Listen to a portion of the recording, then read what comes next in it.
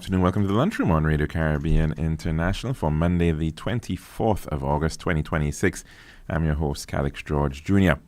In addition to 101.1 FM radio, you can also get us at our website. It is rcistlucia.com. We are also streaming live on Facebook and on YouTube. Please search for the official page of Radio Caribbean International. And please be sure to like and share that as well with your friends and family. Our number to call in to tell us what's on your plate today, it is 452-3046. Again, 452-3046. And our WhatsApp number, 284-6001. I look back in time on this day in the year 79. It was believed, in fact, to have been the date of the massive eruption of Mount Vesuvius, which buried the cities of Pompeii, Herculaneum, Oplontis, and Stabiae, killing untold thousands. But in fact, latest evidence now suggests that the eruption occurred on the 17th of October and not today. In the year 410, Rome was overrun by Visigoths and Alaric I for the first time in nearly 800 years, seen as the fall of the Western Roman Empire, this date. 1516 on this day, the Battle of Marj-Dabik. So Ottoman forces decisively defeating the Mamluk Sultanate near Aleppo, ending Egyptian control in the Middle East. 1572 on this day, St. Bartholomew's Day massacre of Protestants by Roman Catholics began in Paris with the murder by defenestration of Admiral Gaspard de Coligny and later spread to the French provinces. In the year 1662, the Act of Uniformity required the English government and church officials to accept the Book of Common Prayer. 1814 on this date, British forces captured Washington, D.C. during the War of 1812 and destroyed many landmarks, including setting the White House afire. And in 1968 on this day, France became the world's fifth thermonuclear power with a detonation at Murora Atoll in the South Pacific. And on this day, in the year 1456, the printing of the Gutenberg Bible was completed. We now move on to our dish of the day. Serving now, the Daily Dish. And welcome back to the Lunchroom here at Radio Caribbean International. And since we last spoke, of course, we've certainly taken in some changes in sport. First and foremost, the St. Lucia Kings were heading in on Friday to play against the Jamaica Kingsmen. And at the time, I think they were third and fourth. And as a result of that match, of course, some changes there. The St. Lucia Kings being victorious against the Kingsmen. And I think to tell us a lot about that, of course, the success of the St. Lucia Kings, and as well to speak a little bit on the matter of our sprint queen, Julian Alfred. She was also in the runnings over the weekend in the Diamond League. And we're going to be speaking, of course, with none other than Reds Pereira. How are you doing, sir? Well, I'm just having a quiet little moment. I was on my way out when you scheduled the 1 o'clock, so I decided no point getting caught in the traffic or something, and you calling me, so I said I'll stay home. Oh, okay, well. It's overcast in Montero, but we have had very little rain, but right. Overcast.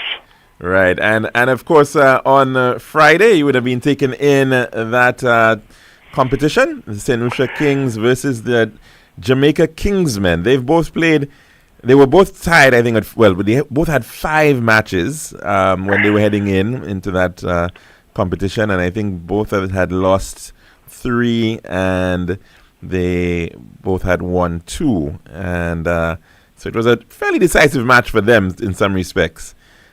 Your take of the performance of the St. Lucia Kings? Well, I think basically they were a much better team on the night. Right. And the star of the show was, in fact, Matthew Ford, because he had the King's men reeling, plus a very large crowd going totally crazy, so to speak. They did recover to a certain extent. Well, yeah, a lot of people didn't think that they were actually going to make as many as the was it 170 that they ended up making? Yeah, but that's the game, you know. That's the game. It sways as it sways in the wind. It peaks and falls. But I am happy. I know most of the crowd wouldn't maybe agree to me. But when the wickets were falling, I said, but this crowd don't want the King's men to be bowled out for 105 because they'll be heading home very soon. Well, you know, we said that when the Kings were going up against, I think it was Antigua and Barbuda back on the 14th, and they ended up making less than 100 runs. And a lot of people thought that it was going to be a quick a quick success of it for the Kings. Of course, we didn't know that there was some rain disturbances, but even with the lower target, everybody thought it was going to be a walk in the park, and the Kings still ended up losing 7 wickets. Yes, I know. That's the game. You can't take a 160 for granted, even though it's not the par score, and it's all a learning. It's a fairly young team, the Kings, and the non-availability of Noor, the fine left arm spinner, has really been a setback because it's hurt the attack. I mean, he will get wickets against most teams he play, and that would have boosted the attack. Right. But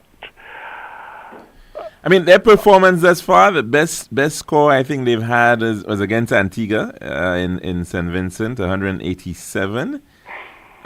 Which they were able to successfully defend. Fairly okay when they've got into the 170s. But, I mean, for the most part, they have not really been able to really... I mean, they've had about, I think, 2 instances where they went out with less than 160 runs and just have not been able to... defeat some of the teams that they thought may have had a shot at. Barbados, of course, went in and put a good total there, and they weren't able to trail it. Your thoughts, though? I mean, they've got some matches coming up. Trinidad Knight Riders, I think, is coming up soon. They've got another one against St. Kitts. Is it next week, Thursday, I believe? And then they still have another 2 matches, the rematches against Barbados, Tridents, and Guyana. So 4 matches to go. Still a tough fight at this point. Although they are, I think, in what is it now, second in the tables. Well, it's a technical second in a sense. Yeah. If you play more matches, you're likely to have more points. Right. But you take the Tridents. They've played 2, and they got 4 points. That's correct. They've won both matches. Amazon Warriors are now topped it, and they've got 6 points from 3. Yeah. But a lot could happen, between the cup and the lip, so to speak. The next set of matches will be very important for people to get to the semi-final stage. It doesn't matter what sort of form you might have been in the earlier matches. If you can make it to the semi-final, by that time you should have worked out whatever kinks you may have. You might Well, in the case of St. Lucia, I think everybody is hoping that young O'Geese Right. will be available for the later matches. We haven't had a press conference, but obviously the reoccurrence of a previous injury, as far as I understand, but that's not from a press release. They have got Seifert, the New Zealand top order batsman. Right. Now he can make a major difference in the batting, but there are other members of the middle order that really needs to contribute. There are overseas players who need. I wouldn't want to be calling any names, but both in the batting and in the bowling.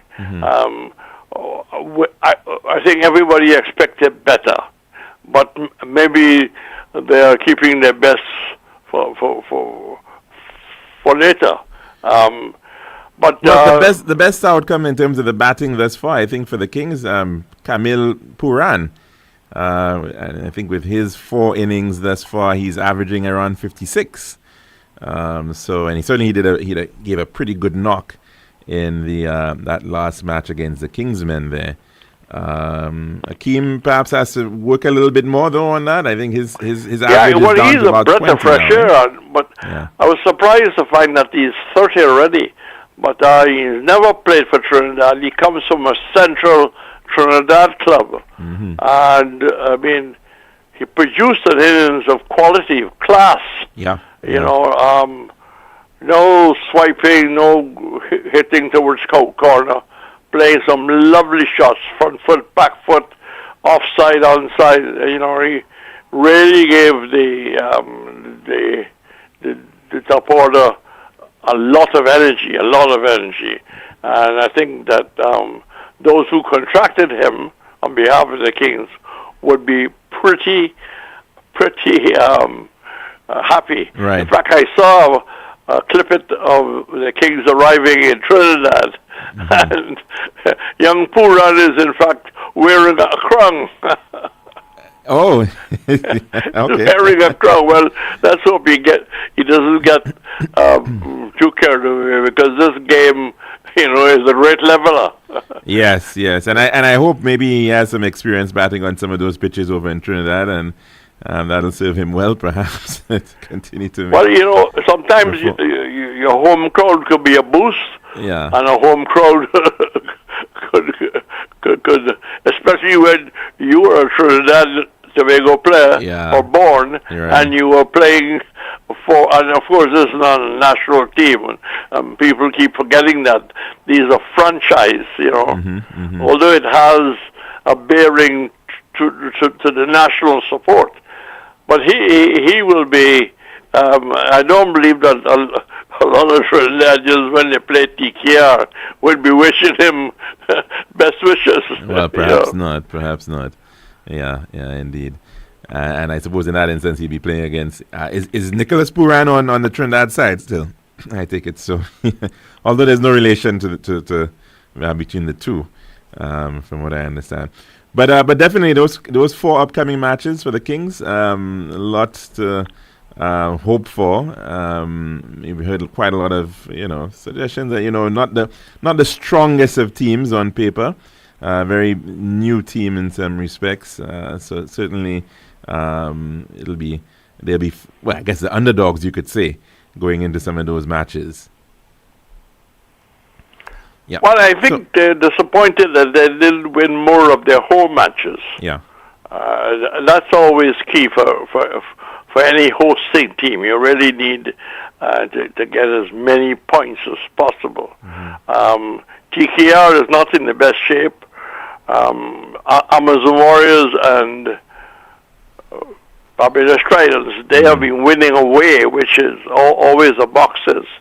That doesn't say that it will continue that way, because everybody is going to have a bad night and a bad match. But as I said in the early piece, the important thing from the Kings' point of view is to get the batting right, to get the bowling right. it can be all match forward. I think the overseas off spinner, who came with a big reputation, should be contributing more, picking up a lot more success. 2 for 40 is okay, but 4 for 40 is a lot better, or 4 for 28 is a lot better. And I think basically they have got their work cut out. But the important thing, as I mentioned earlier, they've got to get to the semifinals. Well, I was about to say, and the route to the semifinals does not seem too difficult at this point for the Kings, considering that you've also got Antigua and Kingsman have already played the same number of matches. It's going to be pretty difficult for them at this point to carve out that way. I mean, of course, the big risk there is, I suppose, the St. Kitts, Nevis, the Patriots, and to see whether they, in fact, have a shot of unseating the Kings at this point in time into those semifinals. One would expect a Guyana, one would expect a Barbados Tridents to come through, and maybe TKR, but we'll see how. I guess we'll have to see over the next couple of match,es Yes, a lot will depend on that. I mean, I think Trinidad will be under a little bit of pressure at home, because normally when they play away, they go home with points. But I mean, they have embarrassed themselves slightly, and I saw where Darren Bravo, who is coaching, allegedly from the report, really had some straight talking. One of the things about certain teams, and I'm not going to name them, certain teams are going to probably lose players next year. There are certain players, they have reached their limit, they are getting older, injury factor. I think you might have about 5 players from various teams who probably would not be available. And it's probably a learning curve next year in replacing some of the people who have served you so well. So we have to see basically what will be the replacements. What would be the replacements, and all that is going to factor in when TKR is going to get huge support when they go back. But cricket is not played on that; it's played on turf. Your predictions in terms of who do you think though is going to end up with in the finals, if you were to take a guess at this point in time? Right now, I would think the Tridents, because they got their home matches to come, and the Warriors have got their home matches to come. I wouldn't want to say now who I feel will be the other two in the playoff. I would think that the Kings and the Falcons would be maybe very close to making the semifinals. Okay. But you haven't said anything about you said the Warriors. Okay, so you're expecting the Warriors, you're expecting the Tridents in.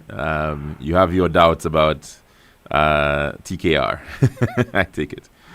All right. Well, you can never write off the TKR. Well, they won last year, so yeah. Yeah, sure, definitely, and they got their home matches. They got some away matches too. Yes, definitely. On to the weekend, though. We saw some running going on. In fact, even before that, I don't know if you took in some of the Android robotics competitions coming out of China. No, I did not. I did not. Well, it's now too technical for me. It's now a thing that they're putting on a lot of effort to show how well these droids are doing and how athletic they can be. And apparently, one of them was fast enough to beat the world record set by Usain Bolt, apparently. Yes, I read that. Yeah.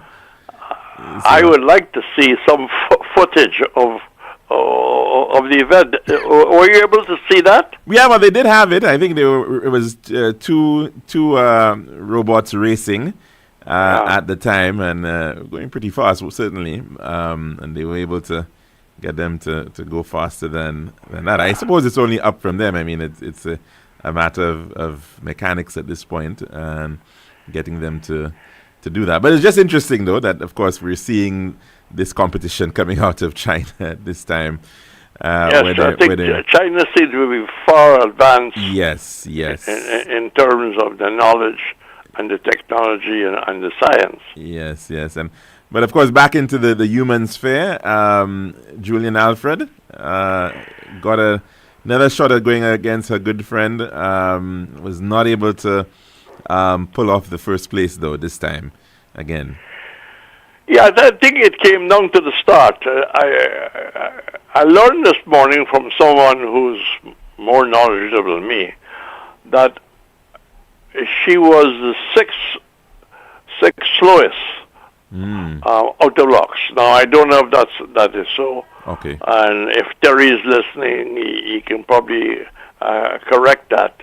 Mm-hmm. It's not my statement. Somebody told me that. Mm-hmm. But there was a feeling is that she was a little slow to blocks and had to do a lot of work.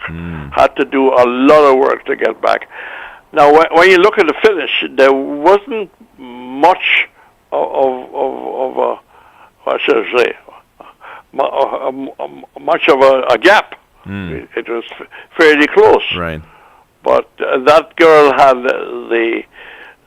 she got a lead. Extra energy in the last, I would say, 10, 15 meters, you know. Normally,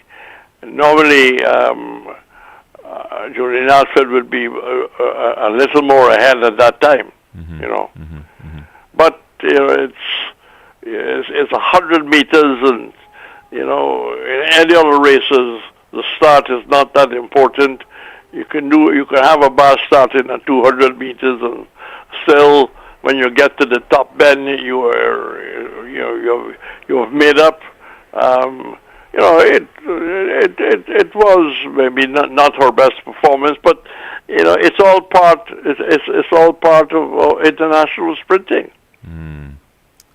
Yeah, and does she have any others to come in this season? The Diamond League. Hello? Yeah, I was asking whether she still has any other races to go in terms of the Diamond League this year. Yes, the Diamond League really has been a revolution in terms of what it's done for athletics.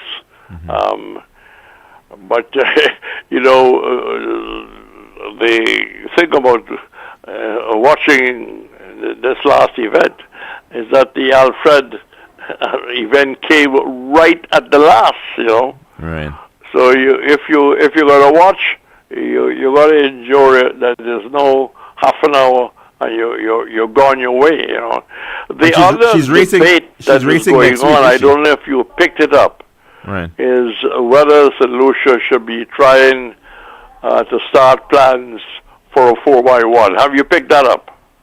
Well, I've heard there has been somebody raised it. I'm not sure if it was Terry Finister some time back, maybe a year or so ago, and you know, floating the idea that we look like we have enough talent in the women's 4x1 out there, looking at the pipeline of who is, you know, performing well, and whether it's London and Emmanuel, and you know, it's possible that we could perhaps look at putting that team together for the next Olympics in 2028. So I think, yeah, I'm not sure what has been done about it in terms of any structure. Exactly. Well, there'll be calls for whatever is to be done. If there's a plan to try and go for it, it needs to start almost immediately. Yeah. It's not a question of just identifying 4 runners. you have to identify maybe about 10 to 12 runners, and they got to start at some stage working together, getting into certain meets in the Caribbean, certain meets outside of the Caribbean in Europe, where they can develop as a team. But I think that a lot of it is based on Alfred, and I think she must be part of any kind of decision going forward. But I think that the powers that be must get the authorities together and have a clear decision that we are going for this, and this is how we're going to approach it. Well, definitely. I think you're spot on. You definitely do need more than just the 4. You always have to have an A team and a B team, maybe. Develop some competition, develop some depth in that regard. Would be very, very interesting to see how that could be accomplished at a national level for such a small country to be able to do that. That would be fantastic by any stretch of the imagination. Even the joint training camps would be very interesting at this point to do so. But who are the names in question? I mean, who would we be thinking of in such a relay at this point? Well, I think that I saw where Terry named a squad. If I knew that it would have come up, I would have picked it up. But there is a quote-unquote top 4, top 5. But he is saying that it takes a lot more to really finalize and have the kind of and the relays keep. It's not just 4 fast runners. The baton it changes over. Well, that's a very good point too, because you could be very good at a 100-meter sprint, but then the relay has a whole different dynamic to it. Certainly, and the training for that calls for some deliberate effort. Many top relay teams, very impressive individual running have lost races for a changeover in the middle bit or the last changeover, the case may be. So that's a factor. But I think the Athletic Association has got to be they're the national body. And they must, I think, start the conversation with whoever they need to start with. Starting with the government, starting with sponsors and things like that. Reds, as I have you on air, we haven't spoken in a little while, and we certainly have not spoken since the saga involving the FIFA decision on pushing towards the privatization of certain aspects of the World Cup, and the pushback that has been received from CONCACAF and UEFA, I think the Asian Federation as well, calls for the release of Infantino. Lots of statements were made. Where is that at? Have you been following this debacle? Well, I thought that he made enough mistakes in the planning of the World Cup and during the World Cup that he certainly didn't want to,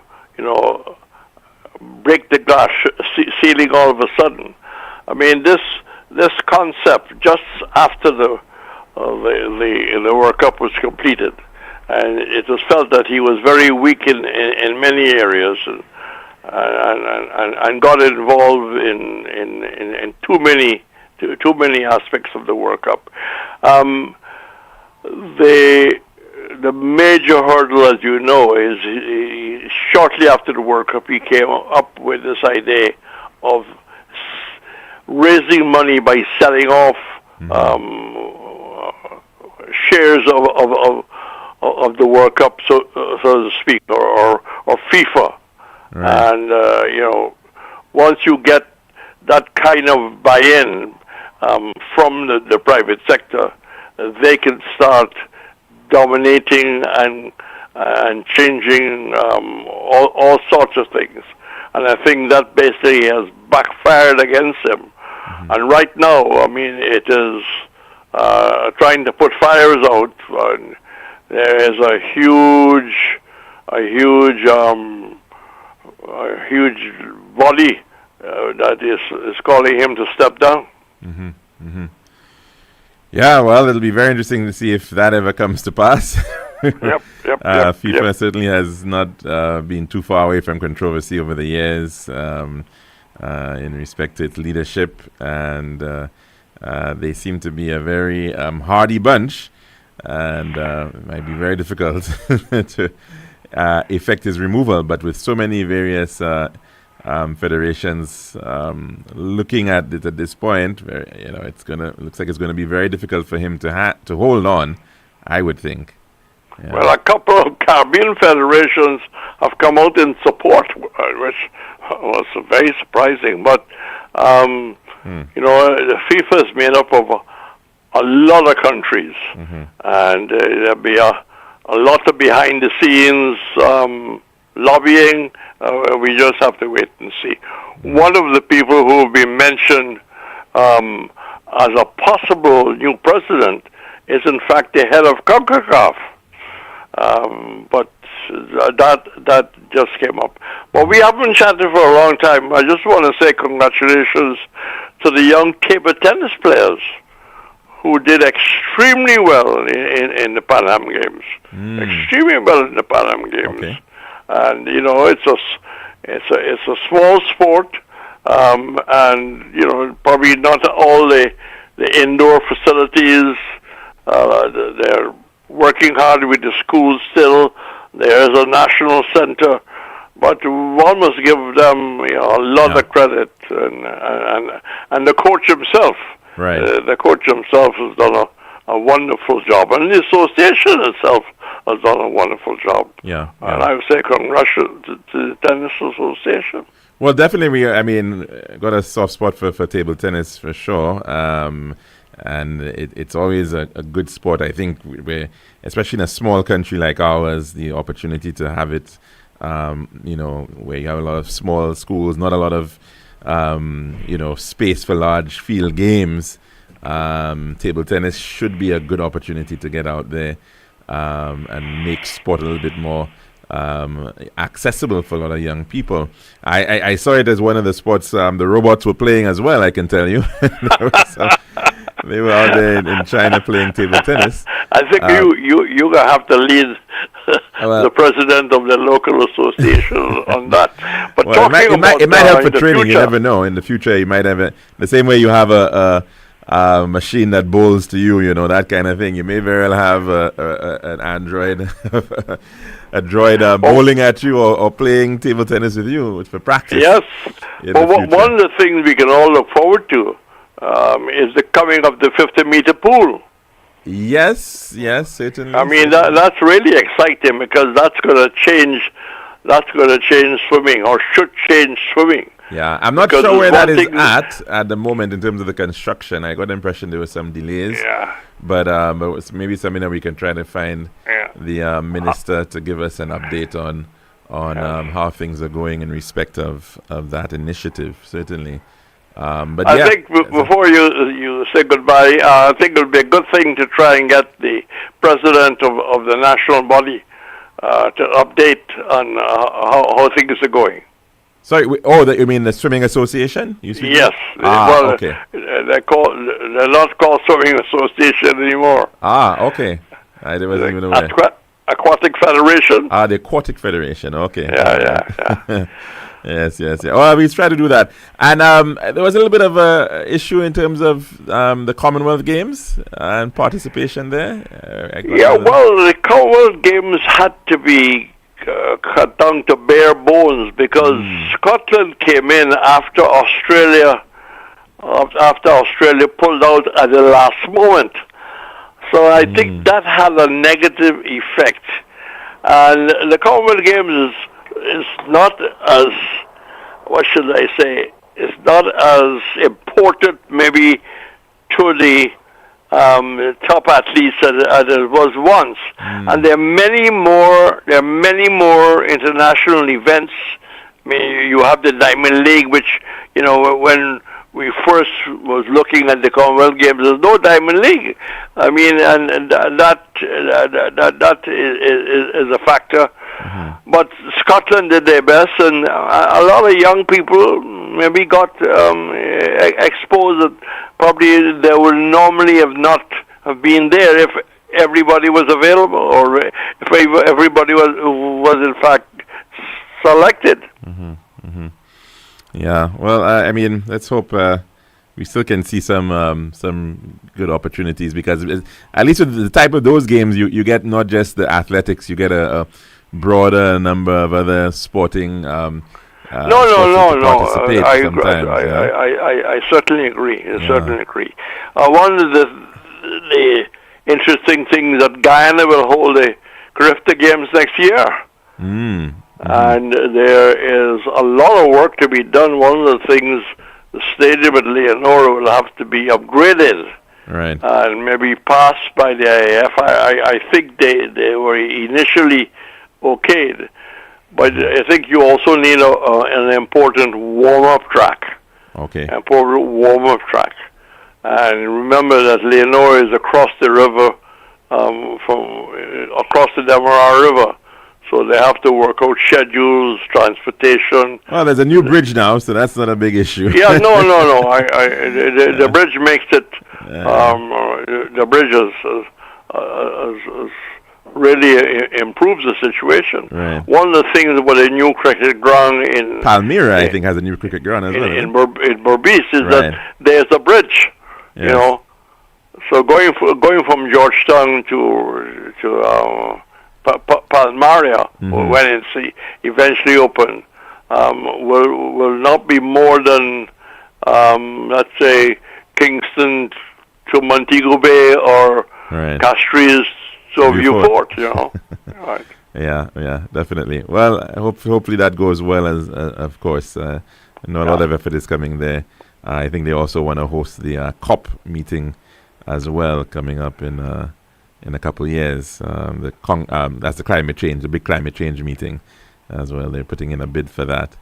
But yes, thanks very much for sharing with us all of these points of interest in terms of the world of sport, and right here in St. Lucia. And hopefully we can hear from you again soon, Reds. Yeah, well, we talked about the coming of the 50 meter. Yes. You have the day will come when work will start on the former George Adams Stadium, and that is something that will be major for track and field. Right. If it is properly used. I mean, I never felt that the many areas around Vieux-Fort took advantage of having a quality. Say, I think the standard of athletics in Vieux-Fort North and Vieux-Fort South, and I can continue, should have been of a higher standard. Well, that'll be a very interesting conversation to have, indeed, on that one. Thanks for raising that. Okay, well, good afternoon to all. Take care. And of course, all the best, Reds. Safe day to everybody. Thank you very much. And Joseph Redsborough there. We can always rely on him to give quite a lot of insight into the world of sport. That's our dish of the day. When we come back, we'll take in our weather report. This has been The Daily Dish. Island style, yeah. We got the time to make you go. We got the time to make you say, yeah. We'll have to make the right choice. Island style, whoa. We got the time that will make you happy. Island style, oh yeah. We make your dream come alive in Island style. We have tiles and thin sets, pieces and ground. Everything you you need to sort the house out. For the best price and the latest style, take a little drive down to Island Style Car. We got the time to make you go. We got the time to make you say, quality, price, service, choice. It's all an Island Style. Visit us at our showrooms in Bellarosa, Rodney Bay, on the John Compton Highway, Castries, and behind Ruby's Gas Station on the Library Viewfort Highway. Or call us on 450-452 or 453-TILE. Island Style Tile and Bath. When you think tile, think Island Style. This is Radio Caribbean International.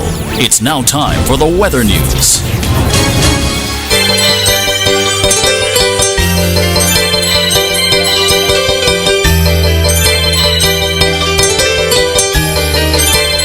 And that's all, of course, to the 1.1. It is now time for a weather forecast as of 12 noon today, presented by Island Style Tile and Bath.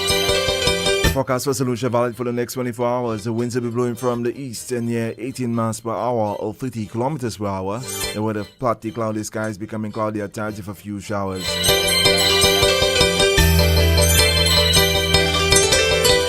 The forecast for the Los Antilles, partly cloudy, becoming cloudy at times with widely scattered showers. And the tropical weather outlook. A weak tropical wave will cause some light to moderate showers over the Lesser Antilles during the forecast period. This wave is moving westward at near 17 miles per hour or 28 kilometers per hour. A second tropical wave is located over the eastern tropical Atlantic and is moving westward at near 21 miles per hour or 33 kilometers per hour. A third tropical wave with an associated area of low pressure has moved off the west coast of Africa today. Environmental conditions are forecast to be marginally conducive for development, and a tropical depression could form by the middle or latter portion of this week. While the system moves generally westward in near 15 miles per hour or 20 kilometers per hour across the eastern and central tropical Atlantic. And this has been your weather forecast as of 12 noon today, presented by Island Style Tile and Bath. This has been RCI's Weather News. For more information, call the Weather Hotline at 454-3452. RCI 101 number 1.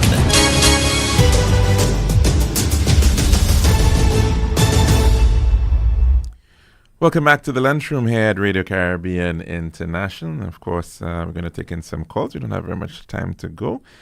So we head across to the phone lines right now. Good afternoon. Welcome to the Lunchroom. And what's on your plate today? Hi, good afternoon. First of all, I would like to send my deepest sympathy to Iwa and his family. Yes, indeed, it's possible. I think it's tomorrow. Do we have the date? Yes, it's tomorrow. Yes, it is tomorrow. Yes.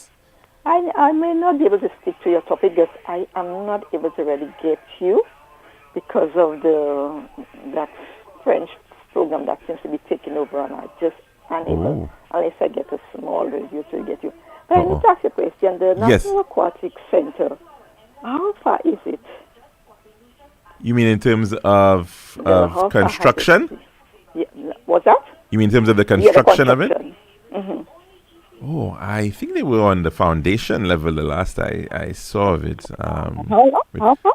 I think it was still on the foundation level from what I recall from the last time I saw it. I don't recall seeing any kind of yeah, I was just wondering, since every time you listen, you hear the swimmers go out there, and as young as they are, they're breaking records and all sorts of things, and it's a National Aquatic Center, children from all schools be able to participate, because I know a lot of the schools, the children pay a certain amount of money, and a day in a week they take them. So I know even the people say primary school, I know a number of even our school used to do that.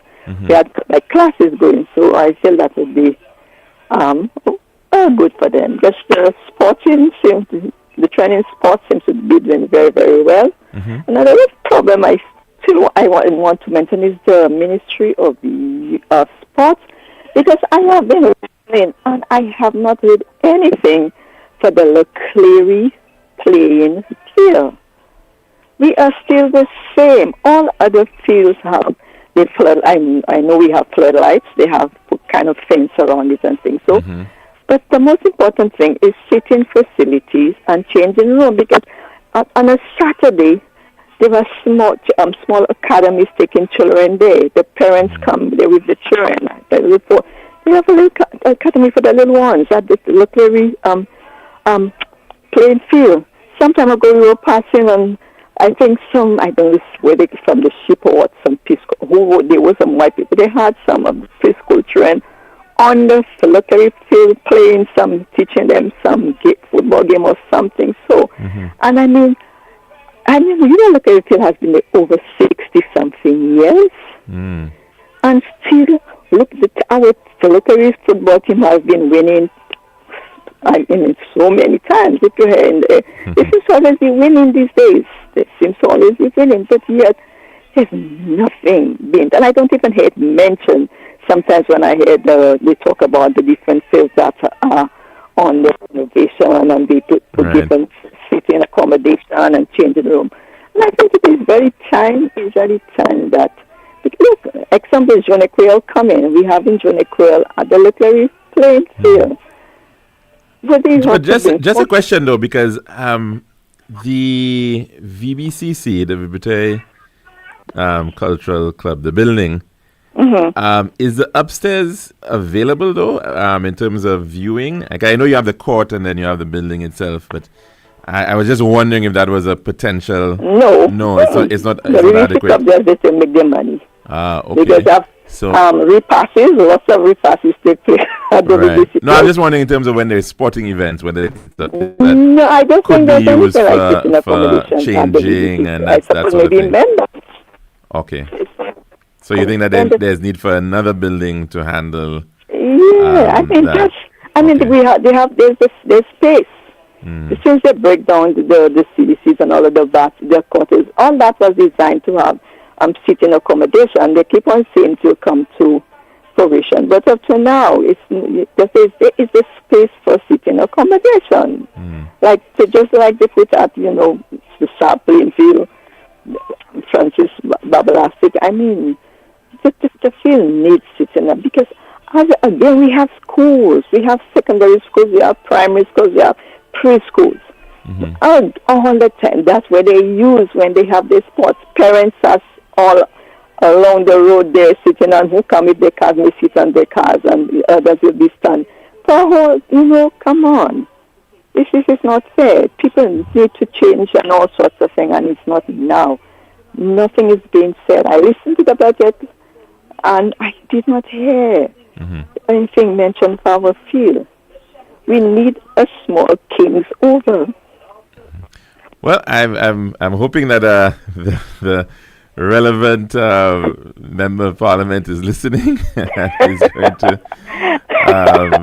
try to see whether he can put that as part of his CDP funding, his constituency development program for that constituency. And I know you're a very influential person. I think you had mentioned the issue of John Road, St. John Road, being two-way, and I think it now is one-way, at least. Although I'm not sure if people realize that always, but yeah. I'm really hoping we can see some statics. Thank God for the floodlights. People are playing on the field at night. The guys are playing on the field nighttime. Right. That's great. I love that. But again, we need sitting accommodation and changing rooms. Sometimes very early guys are already on the field training. Children are coming in when the children have this just school going and just the term coming and going so quickly. Then when you had December, we're going to children's sports. That's where they think, and come on, you have funeral services taking place sometimes on the playing field, and again, everybody has to bring in the big tents and all sorts of things. And but I am very, very hoping. Come on, at least give us this field. Because we don't know. Because even our square was supposed to have started. Well, I think I saw that there's hoarding on it, and they were. Yeah, but it stopped. Yes. It stopped, and I have no idea why it stopped. It started, and I've been looking forward to that also. Because again, we have so many schools in the area. There's place for children to go and sit down, relax for some of the elderly people and all sorts of things to go and sit there and relax. But I just find it taking too long for this, for them to kind of do something politically. I am, I have some sure maybe the parliamentary rep is maybe pushing. And I heard the Minister of Sports said Rafael will be coming, getting their things. So I hear that more than once. But yet, I haven't seen nothing coming on stream. So I'm hoping that they're hearing and that we see some kind of action taking place. Okay, thanks very, very much for pointing that one out, caller. And I listened to a short comment on news. I think Mr. Irfan Ali called Mr. Mohammed a criminal, the opposition leader. And Mr. Mohammed's response to Mr. Irfan Ali was, I was not a criminal when you were right there driving in my bullet proof. Yes, Irfan Ali, he was not a criminal at the time when he was enjoying riding in his bulletproof vehicle. Well, he was on a number of things which he said Irfan Ali was truly enjoying, but at that time he never saw him as a criminal. I listened to that news clip and I just had to laugh. I mean, it's interesting the state of I mean, it always has been a very heated space, Guyanese politics. Because I think of late it has become quite so. I mean, we've seen the controversy where they've tried to rope in the reputation of the Chief Justice of the Caribbean Court of Justice. That was a recent matter there, calling into question. I mean, something that was going so well. People had a lot of high praise for the CCG, and all of us seeing out of the blue from Trinidad from this leak, and then and I mean, trying to suggest that he was taking sides in terms of appointments. And of course, he has since had to come out and explain, and those matters, and we've seen a lot of things. I mean, even down to things like land that the president owns, where he has a farm, and there's a lot of debate over that as well. It's very heightened, of course. I mean, in the environment that you have right now, where you have a country that has a lot of resources, that always seems to increase the, how should I put it, increase the stakes, for politicians. And we saw attempts at imprisonment, incarceration of opposition players, and there's a lot of stuff going on. It's a very, very tense environment, to say the least. Last night, I was listening to the news, and I think American news, and there is, what's his name, the Prime Minister of Canada. Mark Carney. Yes. Yeah, he do not trust Trump. He put a 50% tariff on them. Well, he's just basically matched the Trump tariff. Yeah, and he's asking people, don't trust this man. This man is just so, and then it's just so much. It's a very, very difficult situation right now. I mean, for two countries that had free trade agreements, and they share the longest border that they have is with each other. A lot of dependent, and I mean, he made the point, of course, that look, a lot of what creates the impression of a trade surplus in the case of the United States, arguing that Canada has a trade surplus with the U.S., is that of energy, right? That the U.S. needs Canadian energy, electricity to keep operating. Now, do you not need it? Do you? How do you? And he also heard that he intends importing tons and tons of ground beef, whereby he's going to squeeze the guys that have they're saying now you're going to just squeeze them, because when you're going to import and they can provide, but yet, I don't know what is his problem if the decide he's going to import tons and tons of ground beef when the people saying they have enough to provide. But yet, which is going to cost in doing things even. It is really, really unfortunate, the overall situation. I mean, even the bridge that connects Detroit with Windsor, It was spent. Canadian funding went into building this bridge, to help in terms of trade between the two countries. And now he's saying that no, the Canadians have to pay pay the U.S. for the bridge, and it's a very bizarre state of affairs. Yes. And now I see. I also listen that they fear that the midterms election, the midterm in November. Yes, they're afraid that since the polls is showing that he's actually really going down, and most of his people too, they're hoping that he wouldn't interfere, and that they fear that he has the power to just interfere in the midterm elections, and that is what the worry is about. I was listening to the Democrats and some other guys talking, and they say he's somebody to just interfere if he realize that because if they lose, it's a whole lot of problem for them. So they just feel that he may just interfere in them. Well, let's hope it actually doesn't happen, but let's also hope that there's good vigilance. You're not crazy enough to do anything in respect of this matter. You're not crazy enough to do anything. Yeah, because recently I think there was a poll where it just suggests this agency that looks at the whole matter of democracy. At one point in time, the U.S. was considered a liberal democracy. It's now considered just an electoral democracy. It's no longer where it's at. And so if, you now have the potential for that to be eroded too in terms of the electoral process, that just certainly undermines the image of a country that has been promoting democracy for so many generations. One more question. When the was taken in January, they said they will have a court case in March. We are in August. Have you ever heard any court case taken in the courts in the U.S. where Maduro and his wife? I have not heard what has become of it, actually. That's a very good question, Paula. Yes, they said the case would have been in March, January, February, March. But up to now, I never heard any court case. I mean, I listen to the American news all the time. I never heard Maduro and his wife taken to court. So they must just be held hostage.